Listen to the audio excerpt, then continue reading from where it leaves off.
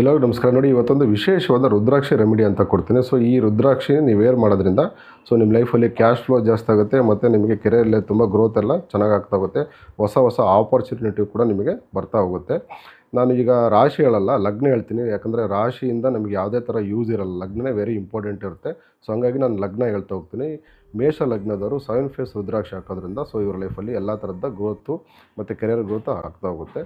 Next ಬಂದುಬಿಟ್ಟು ವೃಷಭದವರು ಅಷ್ಟೇ, ವೃಷಭ ಲಗ್ನದವರಿಗೆ ಇವರು ಕೂಡ 7 ಫೇಸ್ ರುದ್ರಾಕ್ಷಿ ಹಾಕೋದ್ರಿಂದ ಇವರು ಕೂಡ ಲೈಫಲ್ಲಿ ತುಂಬ ಗ್ರೋತು ಮತ್ತು ನಿಮಗೆ ಫೈನಾನ್ಷಿಯಲ್ ಸ್ಟೆಬಿಲಿಟಿ ಬರ್ತಾ ಹೋಗುತ್ತೆ. ನೆಕ್ಸ್ಟ್ ಬಂದುಬಿಟ್ಟು ಮಿಥುನ ಲಗ್ನದವರು 5 ಫೇಸ್ ರುದ್ರಾಕ್ಷಿ ಹಾಕೋದ್ರಿಂದ ಇವ್ರಿಗೆ ತುಂಬ ಹೆಲ್ಪ್ ಆಗುತ್ತೆ. ಫೈನಾನ್ಷಿಯಲಿ ಮತ್ತು ಕೆರಿಯರಲ್ಲಿ ತುಂಬ ಗ್ರೋತ್ ಆಗುತ್ತೆ. ಹೊಸ ಆಪರ್ಚುನಿಟಿ ಕೂಡ ಈ ರುದ್ರಾಕ್ಷಿ ಹಾಕೋದ್ರಿಂದ ಅವರಿಗೆ ಅಟ್ರಾಕ್ಟ್ ಮಾಡಿ ಕೊಡುತ್ತೆ.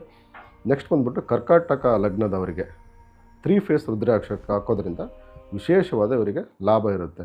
ನಾನೀಗ ಯಾವ ರುದ್ರಾಕ್ಷಿ ಹೇಳಿದ್ದೀನಿ, ನಿಮ್ಮದು ಲಗ್ನ ಯಾವುದು ಅಂತ ತಿಳ್ಕೊಂಬಿಟ್ಟು ನೀವು ವೇರ್ ಮಾಡಿದರೆ ಖಂಡಿತವಾಗಿಯೂ ನಿಮಗೆ 100ಕ್ಕೆ 100ರಷ್ಟು ಬೆನಿಫಿಟ್ ಇರುತ್ತೆ.